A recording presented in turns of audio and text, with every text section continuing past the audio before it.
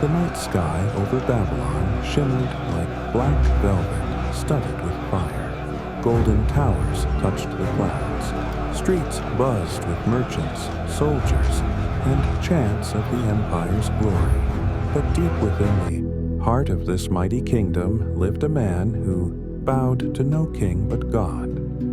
His name was Daniel, a name whispered in royal halls and feared in secret chambers, a man exiled from Jerusalem, yet destined to change the fate of nations.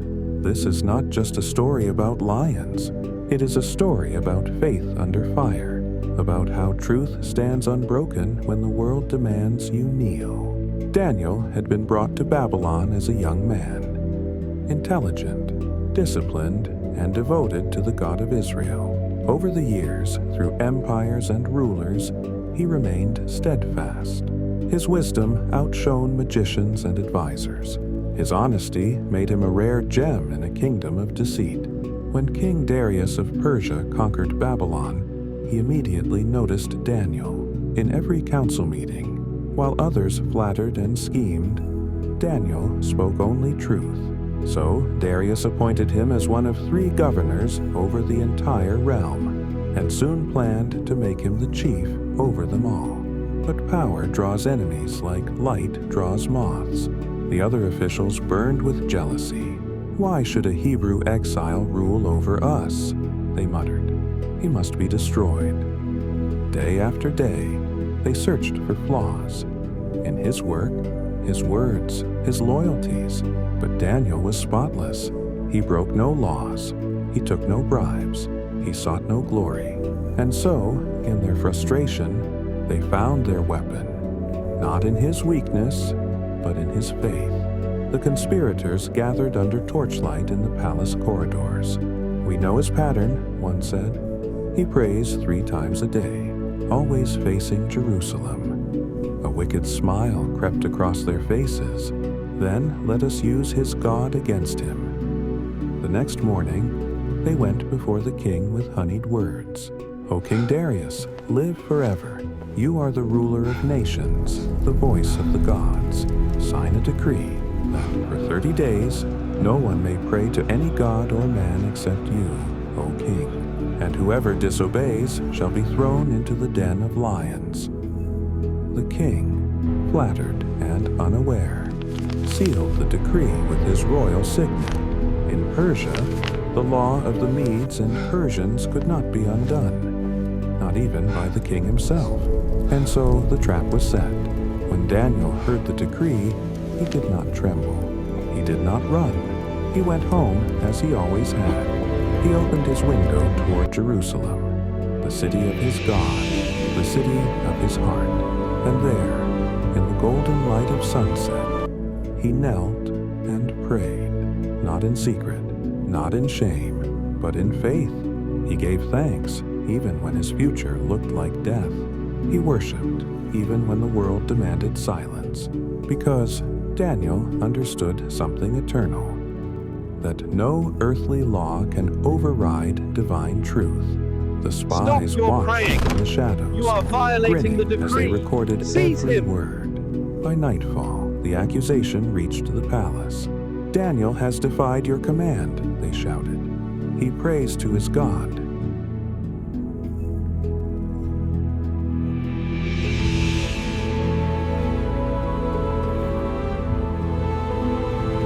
Not to you. The moment Darius heard Daniel's name, his heart sank. He realized too late what the officials had done. All day he searched for a loophole, a way to save the man he trusted most. But the law was unbreakable, and when the sun began to set, the king bowed his head in defeat. Daniel was brought before him. The king's voice shook. "Daniel, may your God, whom you serve continually, deliver you." Daniel smiled faintly. "He will, my king, one way or another."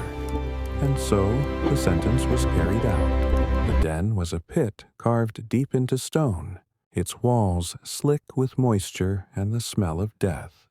Inside, the lions stirred, massive, starving, restless.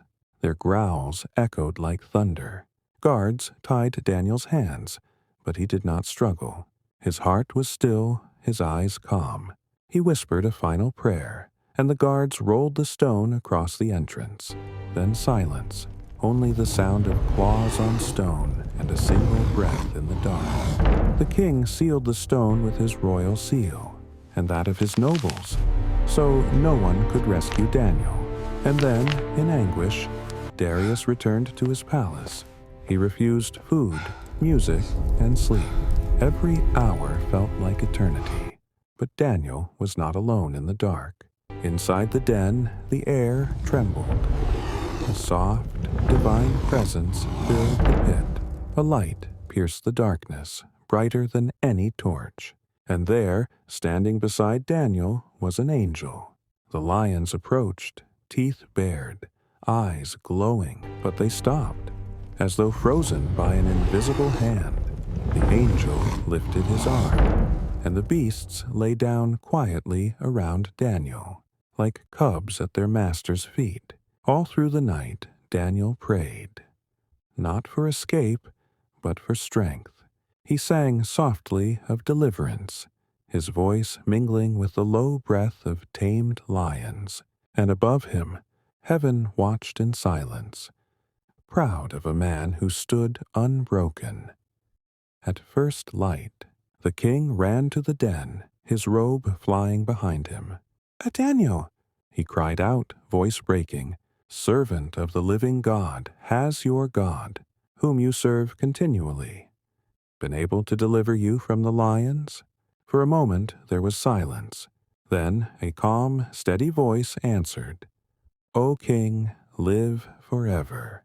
My God sent his angel, and he shut the lions' mouths. They have not hurt me, for I was found innocent before him, and before you." The king fell to his knees in relief. "Bring him out," he shouted. When Daniel emerged, not a scratch was found on him. His clothes were clean, his face radiant. The same lions that had devoured countless men had become his guardians. The king's joy turned to fury against the deceivers who had plotted this evil. Bring those men and their families who conspired against Daniel. The guards dragged them to the same den they had prepared for another. Before they even reached the bottom, the lions leapt, and the pit roared once more. Justice had come full circle. King Darius then issued a new proclamation, not of power, but of reverence. "I make a decree that in every dominion of my kingdom men must tremble and fear before the God of Daniel, for he is the living God and steadfast forever. His kingdom shall not be destroyed, and his dominion shall have no end." That day, the empire of Persia witnessed a miracle that no man could deny. And Daniel, the exile, the dreamer, the man of prayer, lived to see the dawn of peace. Daniel lived many years after that day. He served under kings, empires, and changing times, but never once did his faith waver. He prayed when it was forbidden. He stood when others bowed. He believed when others doubted. And because of that, his story became immortal. In his quiet moments, he would look toward Jerusalem and whisper, "Not even lions could silence the faithful."